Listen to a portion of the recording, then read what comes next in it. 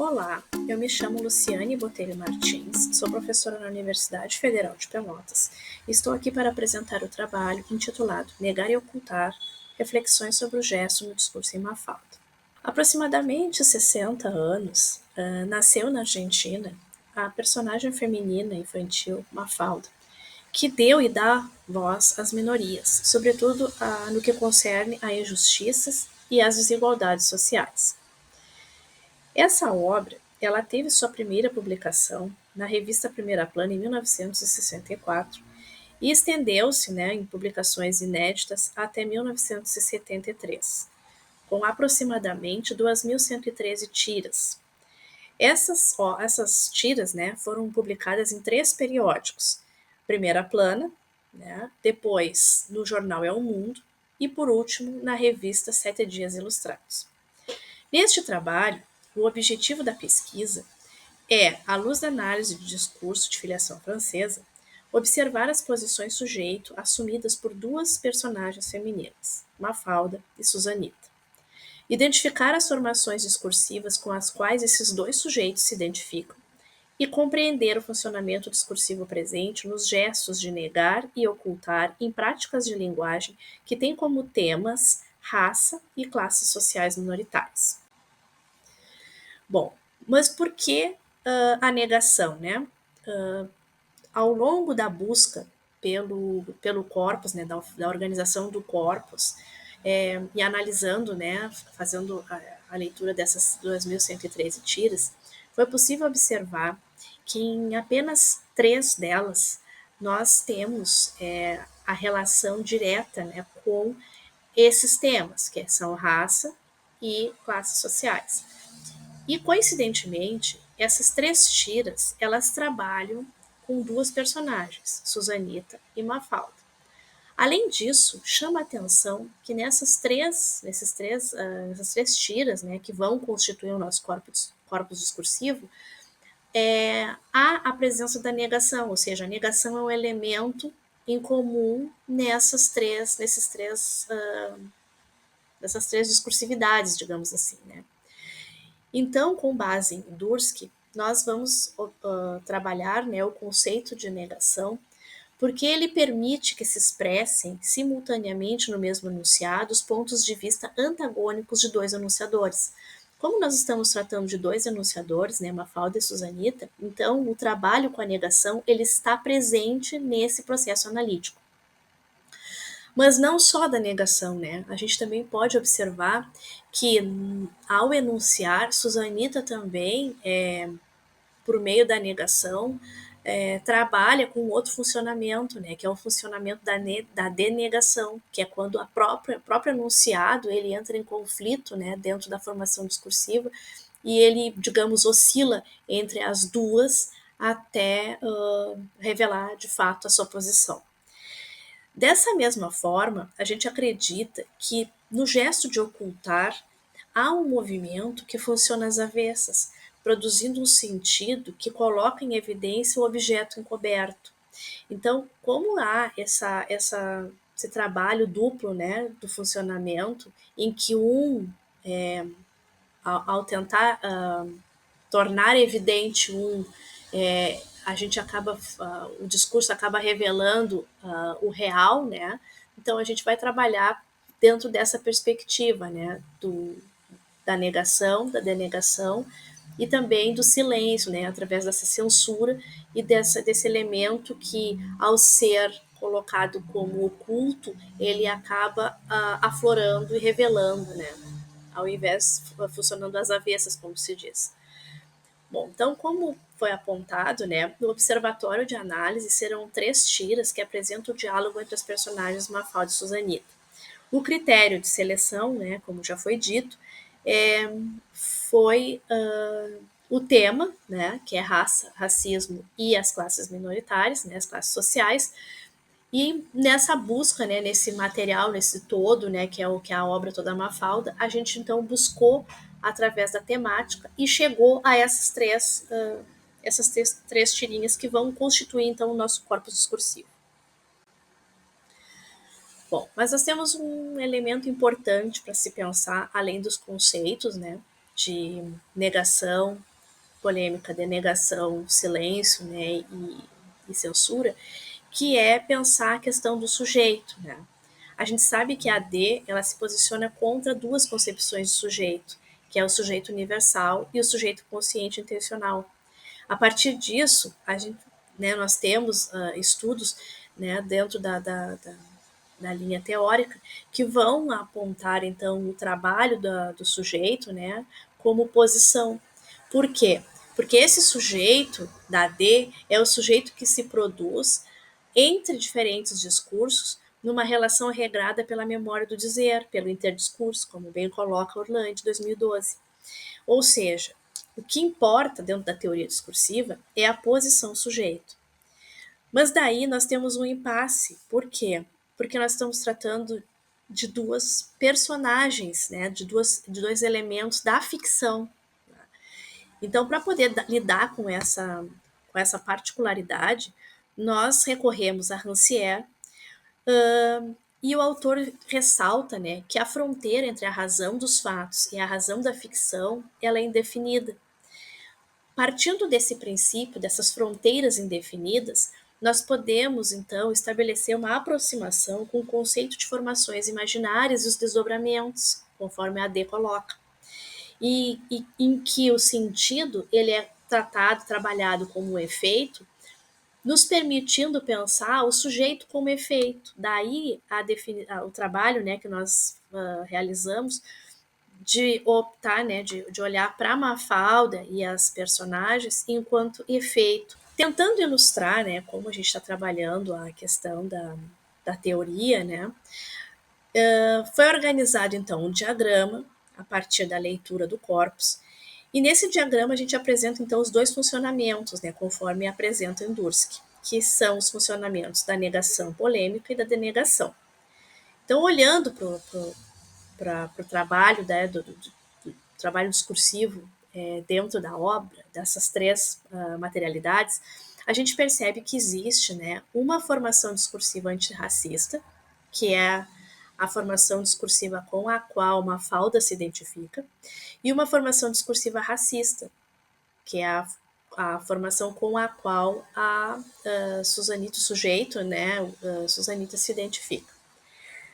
No entanto, a partir da leitura do corpus, a gente observa que em alguns momentos existe uma contradição, né, que se dá entre essas posições desses dois interlocutores, e aí nós temos o trabalho da negação polêmica, mas também há momentos em que a Susanita, que ao enunciar, ela entra em conflito com a própria formação discursiva que a atravessa, né? Então ali há um conflito que a gente tenta ilustrar aqui por essa intersecção, né? Por essa batalha, por esse contraste, né? Essa luta que é constitutiva, né? De todo o discurso, né? A própria contradição ela é constitutiva do discurso.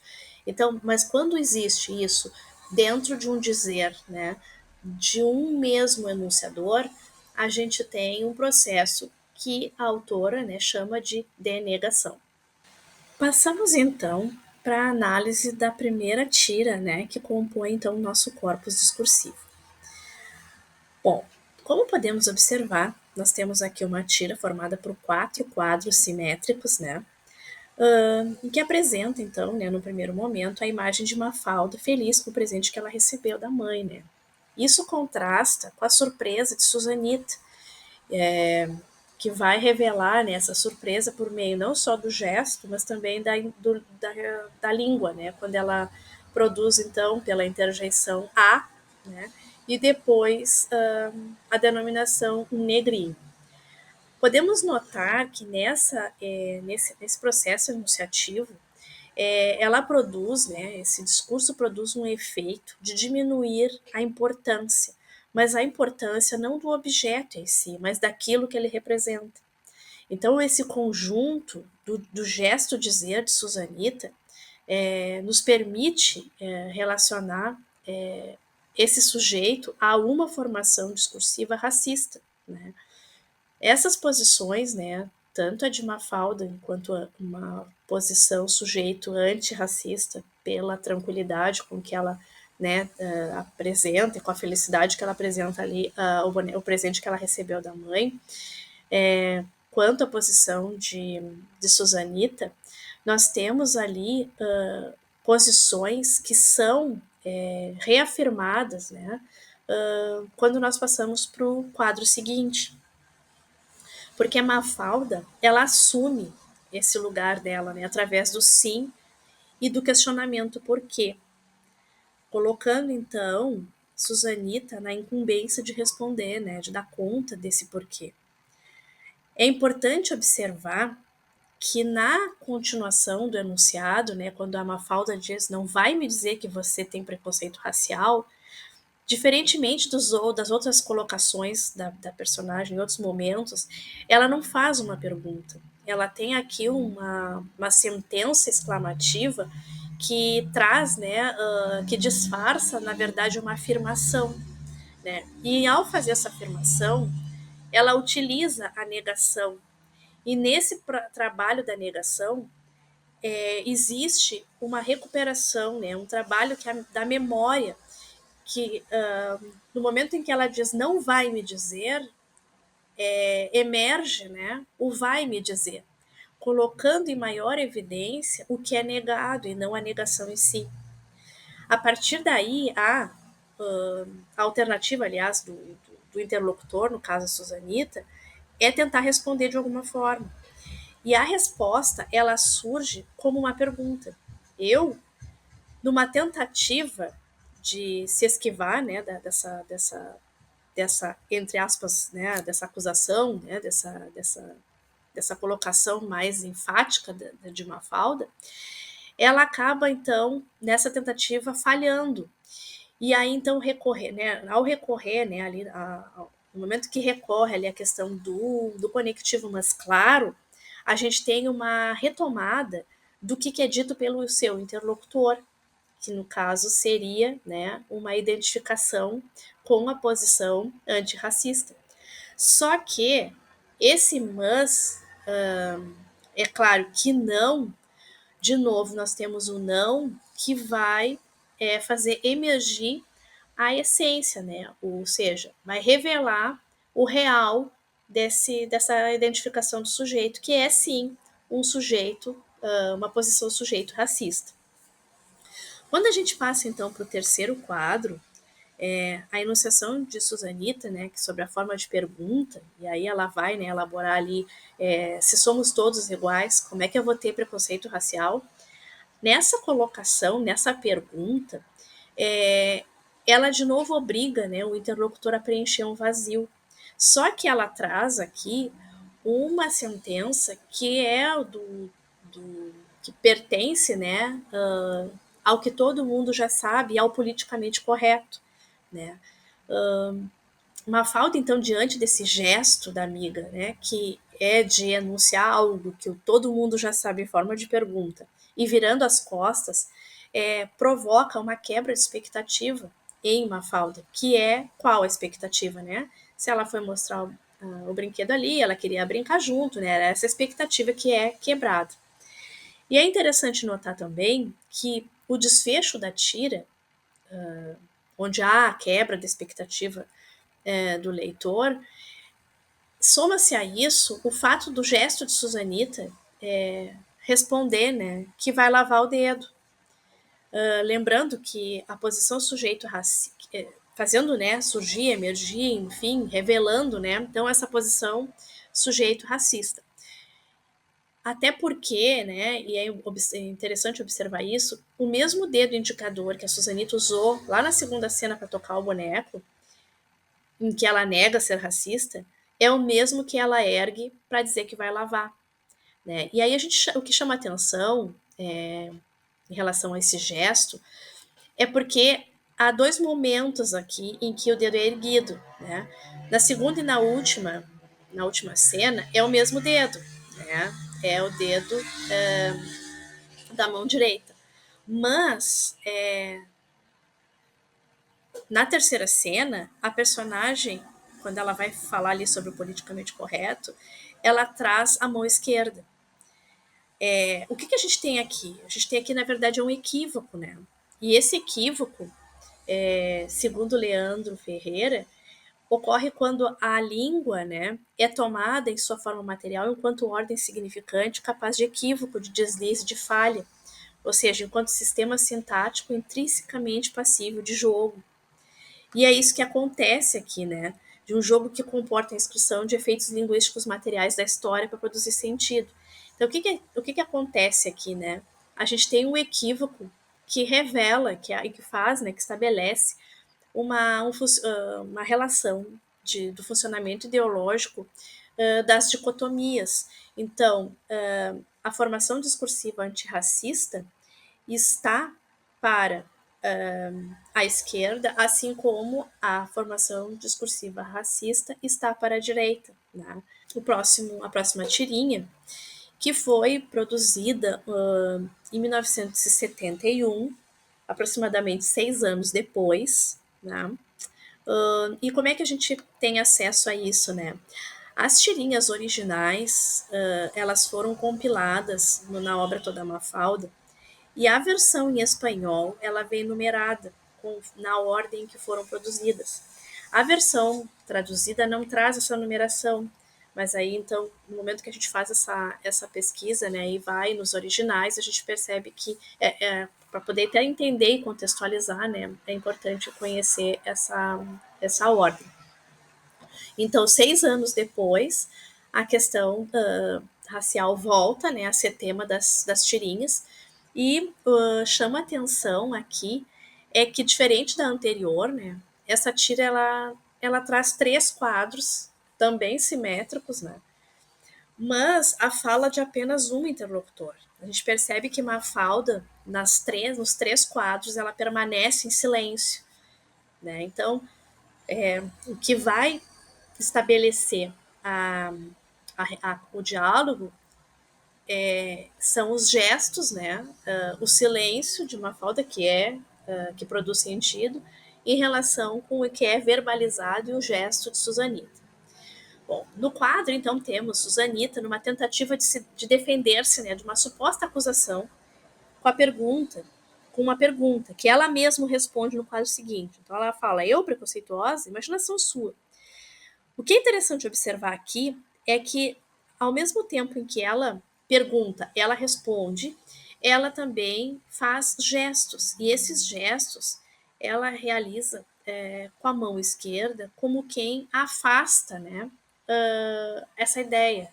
O gesto e a fala se complementam no sentido de afastar, né, de colocar para longe a ideia de que ela possa vir a ser preconceituosa.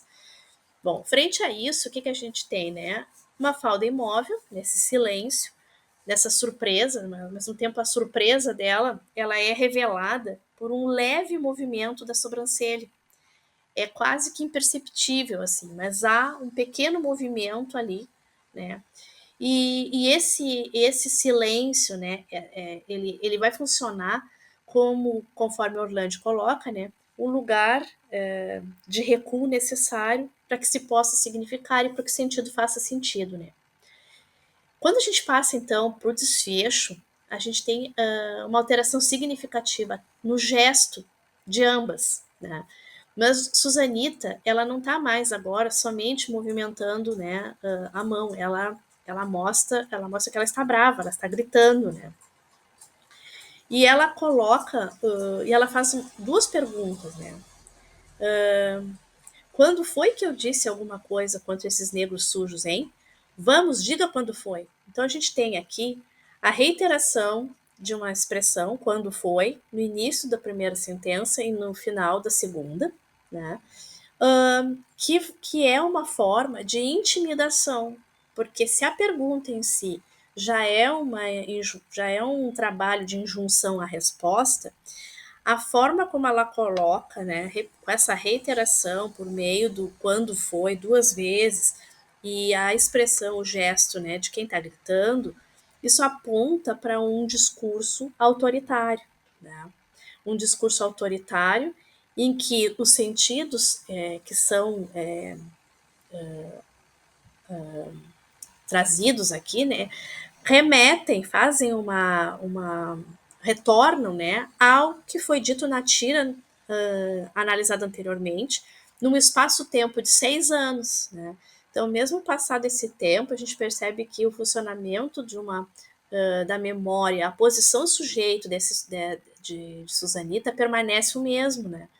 Então, que é uma posição em que os sentidos se movem, né, para a exclusão, para o desprezo, para o preconceito racial, revelando então uma sociedade que é dividida. A terceira e última tira, que é uma tira que vai tratar, e é a única, né, que nós estamos apresentando aqui, que vai tratar sobre a desigualdade social. O que é importante e interessante trazer aqui sobre essa tira? Essa tira, originalmente, ela foi publicada, né, no Diário É o Mundo, em 26 de junho de 1966, exatos 3 dias antes do golpe de Estado que destituiu o presidente legitimamente eleito, Arthur Ilia, e no lugar assumiu, né, o general Juan Carlos Onganía. Então, a título de contextualização, é importante trazer esse elemento.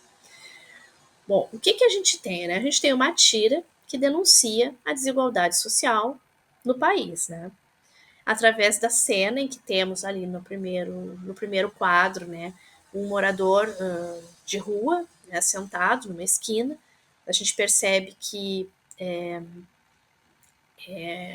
frio, porque ali tem uma folha caída no chão, né, que por uma questão, uma memória, né, nos permite pensar que a folha caída é a estação do outono, né.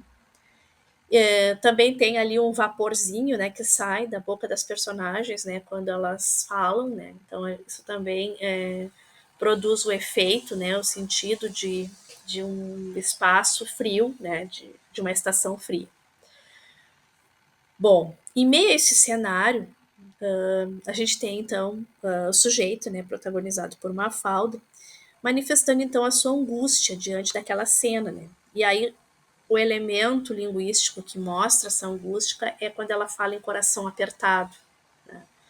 A gente pode observar que quando ela fala isso, né, quando vejo um pobre fico com o coração apertado, Susanita responde, eu também. Essa concordância, digamos assim, né, do interlocutor permite, né, e encoraja Mafalda a seguir a sua reflexão, né, a sua reflexão em voz alta, né, em que ela continua dizendo que deviam dar casa, trabalho, proteção e bem-estar aos pobres. Vejam que deviam, aqui, ela não diz quem devia, mas, devido a esse uso do verbo no pretérito imperfeito e o próprio gesto que ela faz com o dedo indicador da mão esquerda, nos permite pensar que ela está cobrando essas ações que garantem, né, a dignidade humana para as pessoas pobres, tais como moradia, trabalho, proteção e bem-estar. Ela está cobrando isso do Estado. Né? No entanto, esse percurso, né, ele é de novo interrompido, né, por sentidos outros que vão emergir a partir da posição, né, e do dizer, do gesto também de Susanita, quando ela pergunta, quando ela enuncia, né, por meio de uma pergunta, para que tudo isso? Era só escondê-los. A gente observa aqui que há um discurso que revela a invisibilidade praticada pelo gesto de esconder. E é sobre esse gesto que a gente está refletindo aqui, né? Assim, a gente observa que assim como o silêncio de Mafalda, e aí esse silêncio funcionando então como um gesto de resistência, a gente tem também no trabalho do dizer gesto esconder, que é como Susanita fala, né? E aí ocultar, né? Como um sinônimo, ele vai operando então enquanto um trabalho da censura, né? Opera como uma censura. Por quê? Porque conforme coloca Orlandi, ele age sobre o que é suposto que o sujeito saiba. E o que ela procura, então, impedir, né, o que a censura procura impedir, não é que ele tenha acesso à informação, porque a informação se tem, né, os sujeitos pobres, né, os moradores de rua estão aí, a desigualdade está posta. O que ela procura impedir é que haja elaboração histórica dos sentidos e um movimento no trabalho de identificação desses sujeitos. Em outros termos, o gesto de ocultar a existência da desigualdade social não é extingue, né? Pelo contrário, ela torna ainda mais visível. E isso por quê? Porque conforme Orlandi coloca, a resistência emerge exatamente onde há censura. E o silêncio de Mafalda é, nesse caso, a voz que não se cala e que ousa se rebelar denunciando o que é injusto e desigual na sociedade. Partindo então para a conclusão, nós temos então aqui, desde o surgimento da análise do discurso, um compromisso com o trabalho de leitura que visa a desconstrução do óbvio e a reflexão sobre o funcionamento discursivo dos sentidos. Desse modo, as tiras de Mafalda, tomadas nesse trabalho como objeto de pesquisa, elas seguem a tradição apontando os efeitos do gesto do dizer em discursos que operam com a negação, a denegação e com a censura. Observamos ao longo desse trabalho que a interrogação, utilizada por Mafalda como uma estratégia linguística e que ocupa discursivamente um lugar de recuo necessário, conforme Orlandi 2007 coloca, é também de um excesso que produz sentido, uma vez que ousa resistir. Assim, a negação não só coloca em evidência o objeto negado, como ele estabelece lugares e posições para os sujeitos enunciadores identificados com uma ou outra formação discursiva. Além disso, vimos que, pelo processo de denegação discursiva, o sujeito revela sua posição, apesar de não ser aquela que ele verbaliza, né? Vimos também que os gestos e dizeres dos sujeitos protagonizados por Mafalda produz um efeito de resistência que, uma vez que faz ecoar a voz das minorias, que são historicamente excluídas pelo racismo e pelas desigualdades sociais. Então, aqui estão as referências do trabalho e muito obrigada.